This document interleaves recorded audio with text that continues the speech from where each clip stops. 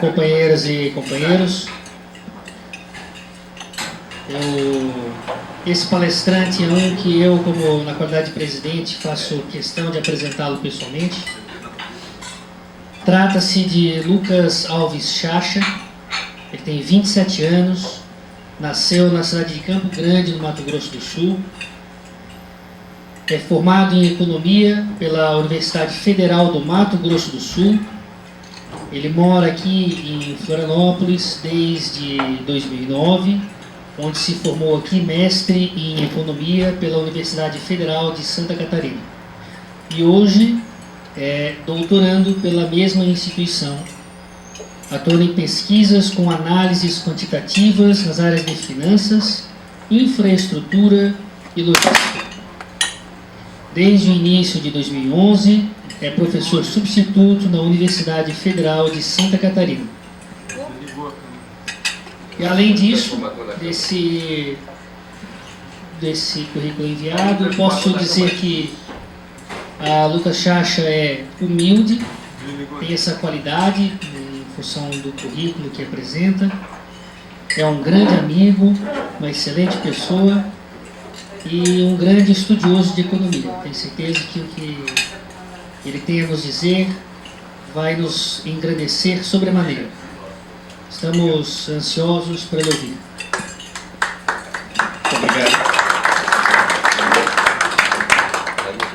Obrigado. Primeiramente, boa tarde a todos. Mais uma vez agradecer aqui ao Guilherme pelo convite e pelas palavras, muito obrigado. Agradecer a todos vocês por esse tempo para ouvir essas considerações que eu vou fazer aqui sobre um assunto em economia que eu acho muito interessante. E dizer que eu fico muito feliz de poder estar aqui presente para passar algumas palavrinhas ou pelo menos algumas ideias sobre coisas que eu entendo que seja interessante para que outras pessoas saibam e que diminua essa diferença de conhecimento que existe entre as partes, né? A gente chama que em economia existe muita assimetria de informação, né? Existem pessoas que sabem uma parte do assunto, pessoas que talvez não saibam a outra parte, e essa diferença faz com que pessoas tomem atitudes erradas dentro de um determinado assunto, né? Então eu fico muito feliz em poder talvez aqui tirar alguma dúvida de vocês, ou simplesmente dizer algo que seja curioso, ou de qualquer forma, se eu estiver chovendo muito no molhado com um assunto que vocês já dominem, consiga de alguma maneira acrescentar pelo menos um pouquinho mais, tá? Bom,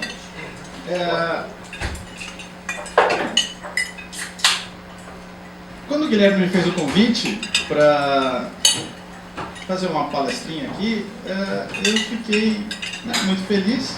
E ele foi muito gentil em me deixar à vontade de escolher o assunto dentro da área de economia que eu achasse pertinente, né, e que tivesse algum domínio e gostasse, né, tivesse vontade de passar para vocês. Bom, como eu venho da academia, né, na academia a gente trata muito de teoria. E eu não tenho nenhuma pretensão de falar sobre teoria, mesmo porque o tempo é breve e teoria demanda um pouquinho mais de tempo, né? Então, pouco eu ia querer falar só sobre informações gerais, porque jornais, revistas e todos os meios de comunicação, internet, fazem isso muito bem no papel de passar informação.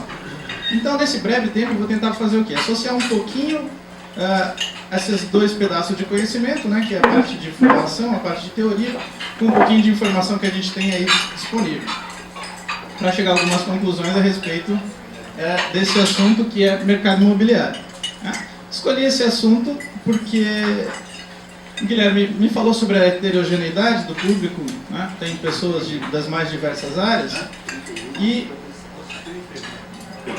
mercado imobiliário aqui é uma das áreas que tem um escopo muito grande de atenção do público em geral, né? Então você quando se fala sobre mercado imobiliário, você atinge desde o formador de política, né, aquela pessoa que está interessada em desenvolver políticas para melhorar o Estado, né, seja em qualquer âmbito municipal, estadual ou federal.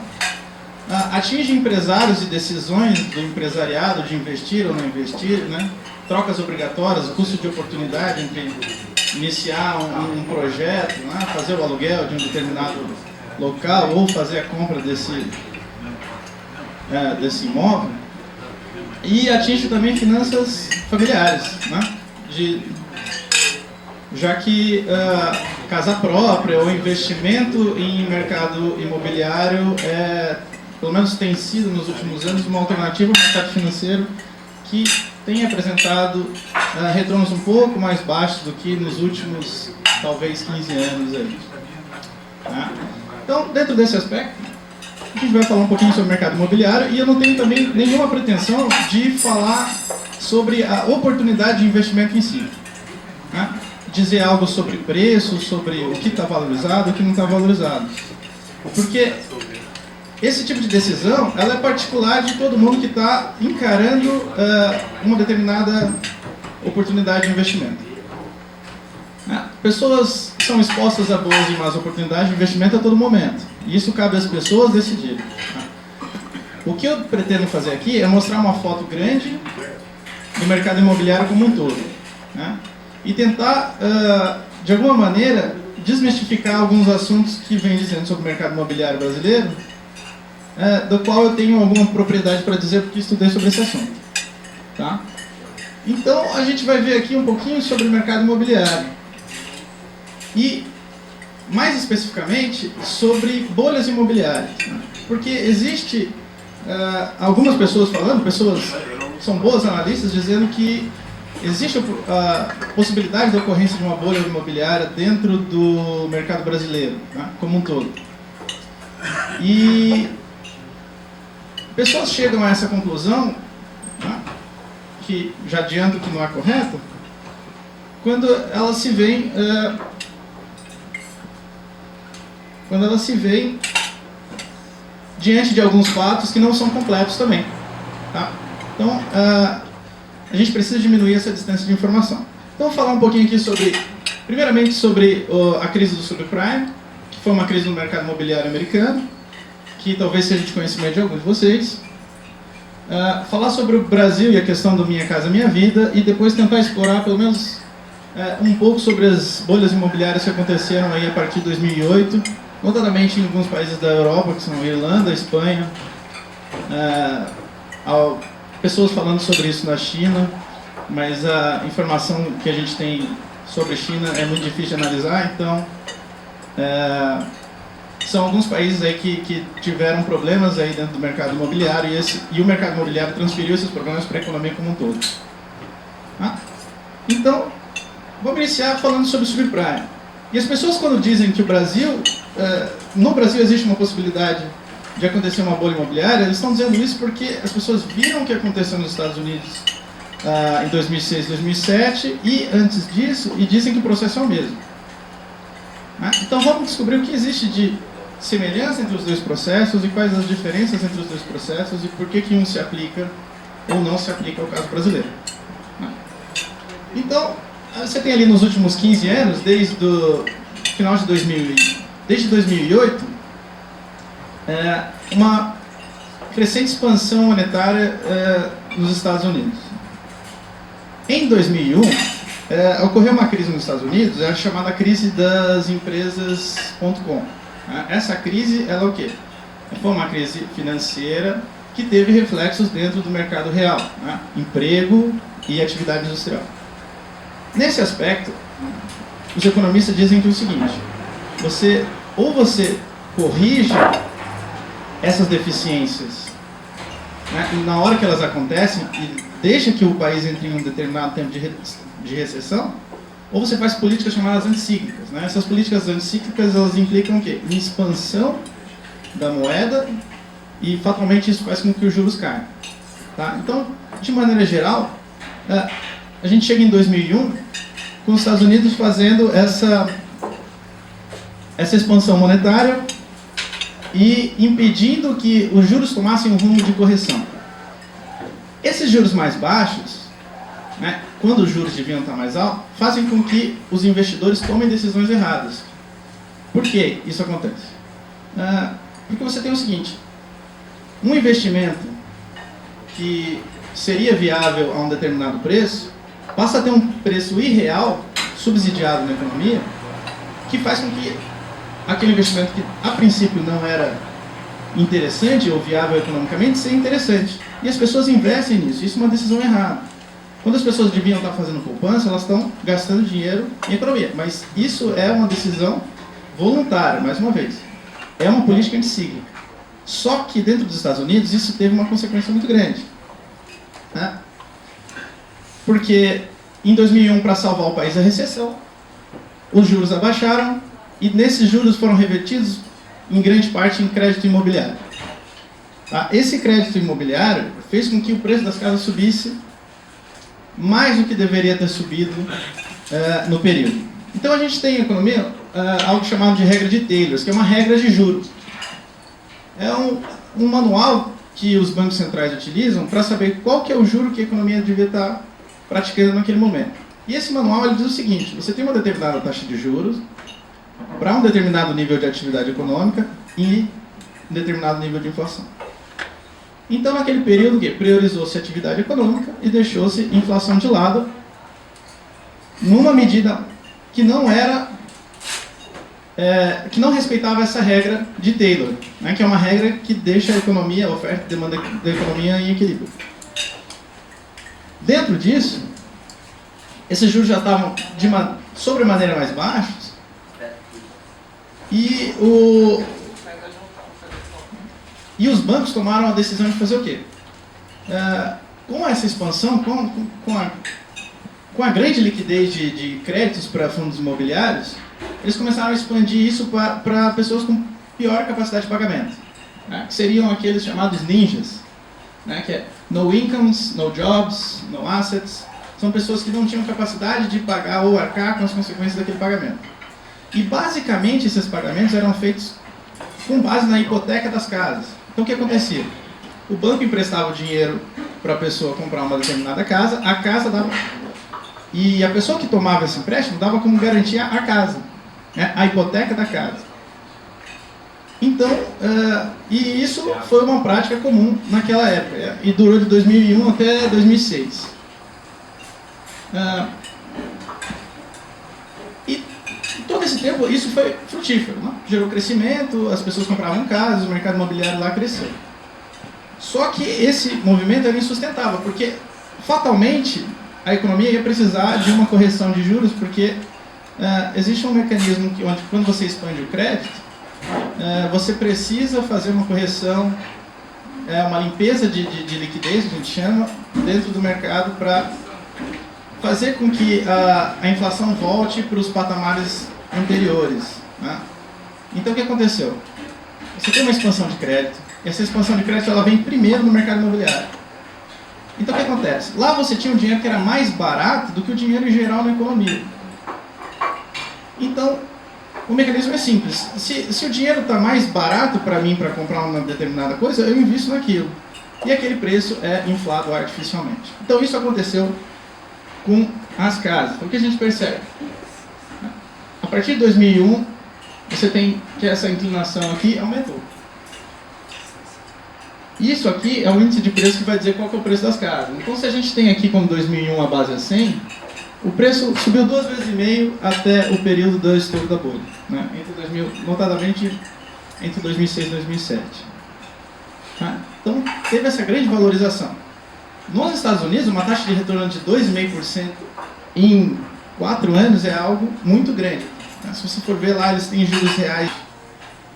E esse ativo, como ele é negociável, transformou todas aquelas hipotecas que não deviam ser emprestáveis, né, em ativos que iam para o mercado financeiro. Esses ativos iam para o mercado financeiro e misturavam-se a grandes fundos de renda fixa, grandes fundos de renda variável, onde não se sabia qual que era a proporção de ativos que eram bons e ruins, onde que tinha a proporção de hipotecas com bons pagadores de dívidas e hipotecas com maus pagadores de dívidas.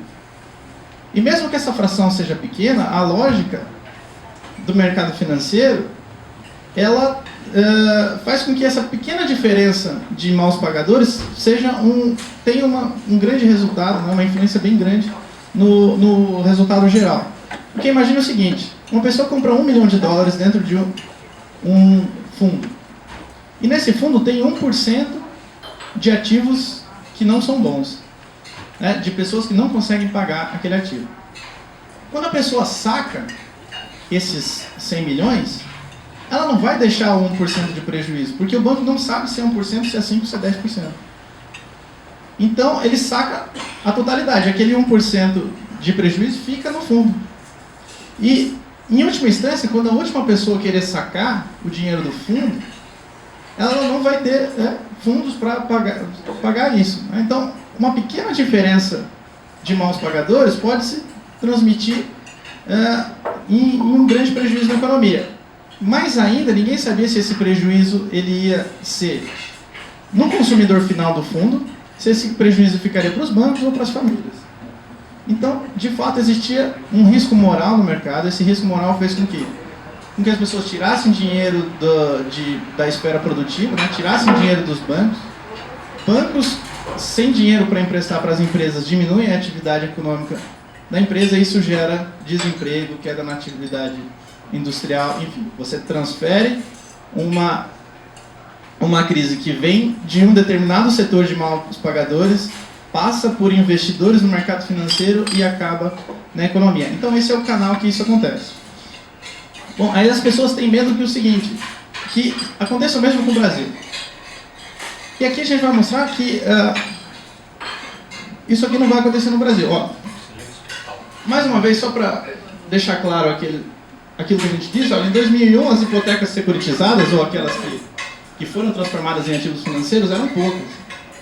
Era uma proporção pequena. E essa proporção foi aumentando. Tá? Então, essa prática ficou muito comum perto do estouro da bolha da crise. Essa simulação aqui foi feita pelo próprio Taylor e ele dizia o seguinte, se a regra de juros tivesse sido seguida, né, você não teria essa bolha aqui, essa diferença tão grande de preço. O preço chegou lá em cima e depois cai. Se você seguisse a regra de juros que ele passou, essa valorização seria muito pequena. Você não teria pessoas sendo incentivadas a investir em residências, então não teria um aumento artificial dessas casas. Bom, por que as pessoas associam isso com o caso brasileiro? Porque o Minha Casa Minha Vida é algo muito semelhante. Em que sentido? Existem juros baixos praticados no Minha Casa Minha Vida e são diferentes dos juros praticados para outras atividades econômicas no Brasil. Então você tem empréstimo para a indústria num preço e empréstimo para famílias comprarem residências num nível mais baixo. Isso é exatamente igual ao que aconteceu no subprime. Só que, né? Então a gente vai olhar o seguinte, a gente tem algo muito parecido com aquela reta. E as pessoas que são pessimistas, elas vão dizer o seguinte, nos Estados Unidos, a bolha estourou quando o preço atingia 2,5 vezes o preço de 2000. Aqui a gente chega a quase 3,5 vezes o preço de 2000 dos imóveis, e então as pessoas estão esperando que os preços dos imóveis caiam, seguindo o que aconteceu naquela economia americana, né? Dizendo com o argumento seguinte, olha, aqui no Brasil as coisas já se valorizaram mais ainda do que tinham se valorizado nos Estados Unidos na época daquela crise. E aí acontece o seguinte, o juros está caindo. E no início da administração Tombini, tem muita gente dizendo o seguinte, que o Tombini está privilegiando o produto justamente como os Estados Unidos fez em 2001. Então, algo depois aqui do terceiro trimestre de 2011, os juros deveriam ter começado a subir e eles caíram. Tá? Então, com esses dados, as pessoas afirmam, olha, o processo é semelhante ao processo dos Estados Unidos, você tem o risco de uma bolha imobiliária no Brasil. Isso é fato. O processo é semelhante, mas a estrutura com que se dá o processo é muito diferente. Isso impede com que no Brasil tenha uma bolha desse tipo. E o que seria uma bolha? Uma rápida queda nos preços. Né? Uma grande valorização, uma rápida queda. Isso não se tem. Por quê? Porque os empréstimos no Brasil são baseados em dívida e não em hipoteca. Então as pessoas que assumem empréstimos no Minha Casa Minha Vida Se a casa delas passar a valer menos do que a dívida, eles entregam a casa e ainda tem aquele restante de dívida para pagar com o banco. Então já não existe esse problema de prejuízo. A securitização desses ativos é muito pequena. Na economia brasileira é bem diferente do que era na americana. Os tomadores de empréstimo aqui têm melhor capacidade de pagamento, né? Você tem diversos requisitos na hora de pegar um financiamento desse tipo no Minha Casa Minha Vida. Tem Copa e Olimpíadas, que vão gerar demanda por residências. E você tem a utilização de poupança previdenciária, que é uma outra garantia de pagamento nesses casos. Tá? Então, como isso é fundamentalmente diferente daqueles empréstimos que estavam sendo feitos nos Estados Unidos, a gente já pode afirmar aí que a estrutura é diferente, a base sobre a qual foi feita a expansão de crédito imobiliário no Brasil é sustentável e não era sustentável nos Estados Unidos. Tem mais casos que vão corroborar com isso. A proporção de crédito imobiliário pelo PIB nos Estados Unidos era de 79%, aqui no Brasil é só 5%. Esse número ainda está em expansão. Nos Estados Unidos você tinha déficit residencial zero. Tá? Pessoas tinham casa para morar. Aqui no Brasil você tem déficit de residencial. As pessoas ainda não têm casa para se morar. Estimado mais ou menos em 6,5 milhões de habitações.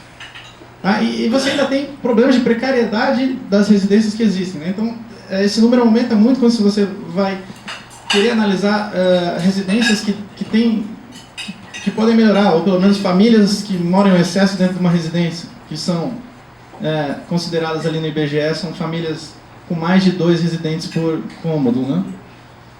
Então, você vê que uma diferença é grande. Na Espanha você também tem um superávit habitacional. Lá eles estimavam que na Espanha, quando aconteceu o estouro da bolha, tinha 1 milhão de casas vazias. O outro índice é um índice bem ligado à construção civil, que você tem o quê? Nos Estados Unidos tinha-se uma venda de concreto, de cimento, de 1,2 quilos por pessoa. Na China esse número chega a 1,6, mas na China está muito mais ligado a questões infraestruturais. Só que no Brasil isso não 350 quilos, são 350 gramas aqui. Então você tem o quê? As pessoas no Brasil ainda existe espaço para crescer esse mercado. Isso faz a gente concluir que no Brasil o processo é diferente, nos Estados Unidos o processo de expansão imobiliária foi feito em cima de uma base já grande, no Brasil foi feito em cima de uma base pequena. Então você não tem o perigo de acontecer bolhas. Tá? O que pode acontecer? Uma desaceleração na atividade. E isso vai acontecer por quê? Porque a expectativa é que, se continuar havendo inflações, o que deve continuar acontecendo, né, dentro da perspectiva do que o Banco Central vem fazendo, você vai ter uma correção de juros no futuro. Se esse juro começar a ficar muito caro, as residências vão começar a ser menos interessantes como investimento e as pessoas voltam para investimento em poupança e renda fixa. E dentro disso elas param de consumir casa. Parando de consumir casa, você vai ter naturalmente, esse mercado aí vai ficar menos aquecido e você tem queda de preço. Se você olhar o resultado desse ano de 3 das maiores construtoras, a Cirela, a Brookfield e a MRV, todos eles revisaram para baixo as expectativas de crescimento que tinham para esse ano. Tá? E as expectativas para o próximo ano continuam caindo. Então, no Brasil, existe algo muito mais próximo de uma diminuição na rentabilidade dos imóveis, não vai continuar como foi nos últimos 5 anos, foi algo muito grande. A expansão de crédito imobiliário tende a continuar. Quando você lê os relatórios do Minha Casa Minha Vida, eles abertamente declaram que vão continuar ampliando esse tipo de crédito, só que as condições com que isso se tornaria um motivo de investimento já diminui, porque o preço das casas, o preço das residências, não tende a subir mais tanto. Né? Então, como eu já disse, antes de eu começar isso aqui, a pretensão não era uma pretensão falar sobre imobiliário tá bom ou ruim, né? Não fazer esse julgamento de valor, mas simplesmente colocar o quê? Tirar algumas mistificações. Existiam pessoas falando que existia possibilidade de bolha imobiliária e isso é algo errado. Né? Tinha um professor, aliás, existe, ele é vivo ainda, o professor Steve Henke falava o seguinte: existe uma regra de 95%. 95% de tudo que se fala em economia, ou errado ou está incompleto. Tá? Então, essa ideia era falar o quê? Se vocês ouvirem algo parecido ou algo nesse sentido, é falácia. Tá? Eu espero que eu tenha pelo menos alguns anos de estudo para me incluir nos 5% que estão certos e conseguir passar um retrato bom do que é o mercado imobiliário hoje. Então, sem a pretensão de querer falar se isso é bom ou ruim, isso fica a cargo do investidor, e mercado real é assim mesmo. Mercado real, você se depara com muitas oportunidades, boas e ruins. Então, risco de bolha não existe. O que existe é o quê? Uma diminuição na atividade desse setor, e os rendimentos nesse retorno vão ser um pouquinho menores do que foram nos últimos 5 anos. E é isso que eu tinha para falar para vocês. Espero que tenha sido algo de grande curiosidade, e eu passo agora a palavra se vocês quiserem fazer alguma pergunta. Eu tenho uma dúvida, se realmente nós já estamos entrando nesse decréscimo de valor do imóvel. Eu cito como exemplo ali a Praça Celso Ramos. Nos últimos 2 anos, os prédios ali no entorno valorizaram praticamente 100%. Sim. Talvez 2 anos e meio. E agora a gente nota que está começando, chegou no limite, está começando a baixar. Isso procede, então? Quem quiser comprar, é melhor esperar. Então, o que a gente diz é o seguinte: as bases estão diminuindo para crescimento, né? Então, as oportunidades de aumento grande das residências têm caído. Por quê? Você tá atingindo uma demanda que era muito latente, né? Você está suprindo essa demanda com o mercado imobiliário. Então, as pessoas que estavam precisando, que tinham uma condição de imediato de fazer isso, fizeram. E agora você está perto de um equilíbrio. Então, aí vai ser muito menor a proporção de pessoas que vai conseguir ter acesso a esse crédito. Então, o que eu digo é o seguinte: quando eu digo que não tem bolha, eu estou falando o seguinte: você pode até ter diminuição do preço, mas essa diminuição é pontual. A gente espera, né, ou o que se espera olhando os dados, é que é o seguinte: é que o crescimento seja menor, não que haja recuo. Porque para haver recuo, você precisava ter o quê? Diminuir muito o déficit habitacional, ou ter a expectativa de o juro do Minha Casa Minha Vida aumentar. Não tem. Quando você lê os relatórios deles, não tem essa expectativa de aumentar o juro, não no curto prazo, não nos próximos 5 anos. Então, queda de preço, a gente acredita que não vai ter, por esses motivos mesmo. Não queda de preço, mas sim que o mercado fique um pouquinho menos aquecido, né, como estava antes. Tá bom, obrigado. Existe, só rapidinho, existe uma expectativa de aumento dos juros do Banco Central. Isso vai fazer com que os imóveis diminuam mais ainda. Pode repetir, por favor? Existe a expectativa de que o Banco Central vai aumentar os juros Sim. básicos Sim. da economia. Eu pergunto se isso vai fazer com que o preço dos imóveis tenha um crescimento menor ainda. Faz porque as pessoas tiram dinheiro de que consideram o mercado imobiliário um investimento com retornos, né, a fim de retorno financeiro, quando o mercado financeiro não vai bem. Se os juros voltam a crescer, as pessoas que são conservadoras voltam para a renda fixa e poupança. Bom, eu tenho o tempo encerrado aqui. Mais uma vez agradecer a atenção de vocês. Muito obrigado.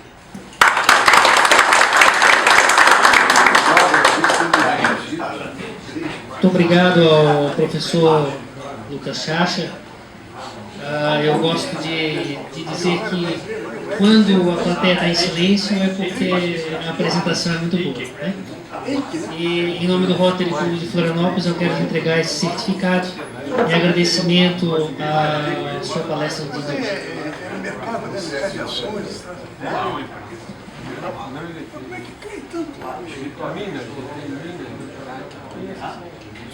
Muito obrigado, professor.